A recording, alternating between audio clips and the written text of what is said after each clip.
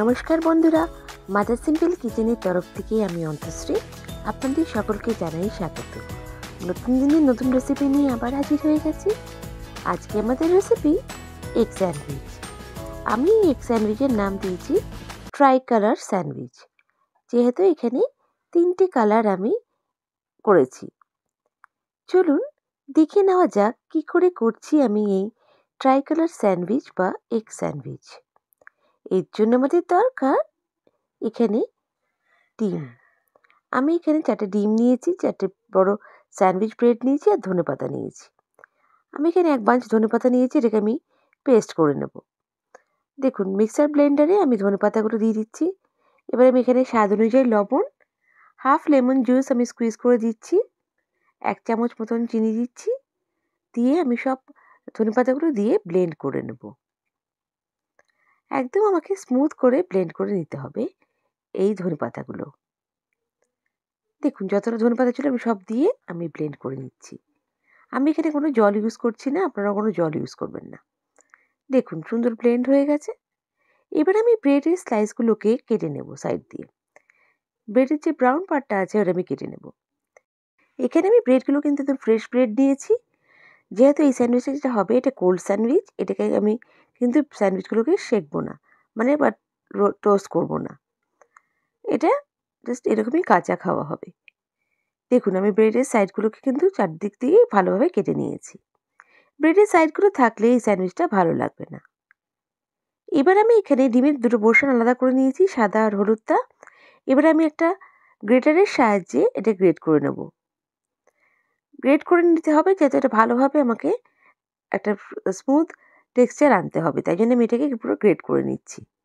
এখানে হাত দিয়ে ভাঙলে চলবে না। একইভাবে আমি যে কুসুমের পার্টটা আছে ওটাকেও আমি গ্রেট করে নিচ্ছি। বেশ সুন্দর করে গ্রেট করে নিতে হবে। দেখুন খুব সুন্দরভাবে এটা গ্রেটারের সাহায্যে গ্রেট হয়ে যাচ্ছে। এবার আমি যে হোয়াইট পোর্শনটা আছে এটার মধ্যে আমি মেয়োনিজ অ্যাড করব। আমি এখানে 4 টেবিল স্পুন মতন মেয়োনিজ অ্যাড করে দিচ্ছি। বেশ ভালো কোয়ান্টিটির মেয়োনিজ অ্যাড করতে হবে।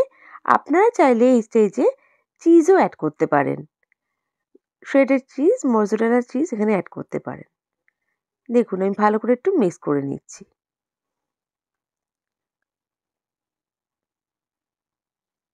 আমি এখানে কোনো লবণ অ্যাড করছি না, যেহেতু মেয়োনিজের মধ্যে কিন্তু লবণ আছে।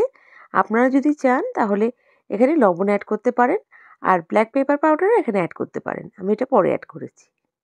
এবারে যে ইয়েলো পোর্শনটা আছে তার মধ্যে আমি টমেটো কেচাপ অ্যাড করছি। এখানে আমি 3 টেবিল স্পুন মতন টমেটো কেচাপ অ্যাড করে দিচ্ছি, দিয়ে একটু ভালো করে মিক্স করে নিচ্ছি। দেখুন বেশ সুন্দর করে আমি মিক্স করে নিলাম।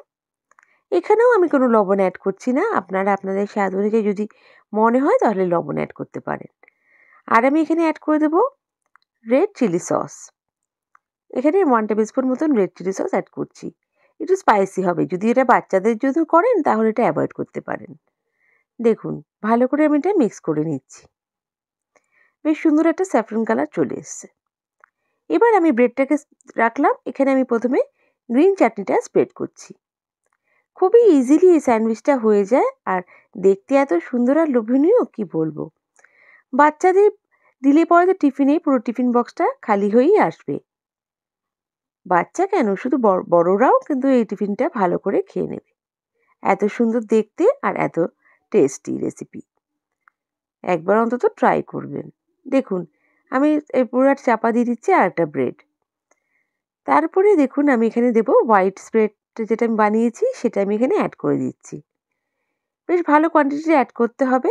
দেখুন ভালো করে আমি অ্যাড করে দিচ্ছি।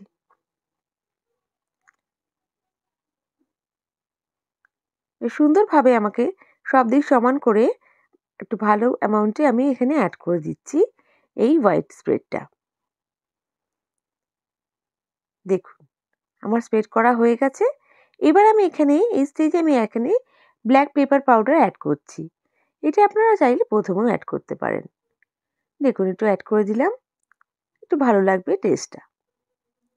এবার আমি এর উপরে অ্যাড করছি আরেকটা ব্রেড স্লাইস দিয়ে, এবার আমি ভালো করে এর উপরে যে স্যাফরন কালারের স্প্রেডটা বানিয়েছি ওটা আমি এখানে অ্যাড করে দিচ্ছি। এত কালারফুল আর সুন্দর স্যান্ডউইচ রেসিপি সত্যিই খুব ভালো লাগবে, এটা আমার গ্যারেন্টি। ভালো করে আমাকে এটা স্প্রেড করে দিতে হবে পুরো সব দিকে, যেন কোনো পোর্শনে ফাঁকা না থেকে যায়। দেখুন, ভালো অ্যামাউন্টে নিয়ে আমি ভালো করে এটা স্প্রেড করে দিচ্ছি। আমার পুরো স্প্রেড করা হয়ে গেছে। এবার আমি লাস্ট ব্রেডটা এখানে কভার করে দেব। খুবই সিম্পল আর রেসিপিটা খুবই ইজি, আর কিন্তু দেখে মনে হবে একদম দোকানের মতন স্যান্ডউইচ। কেউ বিশ্বাসই করবে না যে আপনি নিজে বানিয়েছেন। বন্ধুরা, আমার রেসিপিটা যদি ভালো লেগে থাকে প্লিজ লাইক করবেন, আর নতুন বন্ধুরা আমাকে সাবস্ক্রাইব করে আমার পাশে থেকে যাবেন। বেল বাটনটা প্রেস করবেন যাতে আমার রান্নার নোটিফিকেশনগুলো সবথেকে প্রথমেই আপনারা পেয়ে যান। আর যদি আমার রেসিপিটা ফেসবুক পেজ থেকে দেখে থাকেন তাহলে আমার পেজটাকে লাইক করে ফলো করে দেবেন প্লিজ। আপনাদের এক একটা লাইক কমেন্ট আমাকে মোটিভেট করে নতুন নতুন রেসিপি নিয়ে আসার জন্য। আর বন্ধুরা, আপনাদের মিষ্টি মিষ্টি কমেন্টসের জন্য অসংখ্য ধন্যবাদ। আমি সত্যিই মোটিভেট হচ্ছি, আমার কাজে আগ্রহ বাড়ছে। নেক্সট রেসিপি নিয়ে আমি আবার হাজির হয়ে যাব। সবাই ভালো থাকবেন, সুস্থ থাকবেন। বাই। Thank you.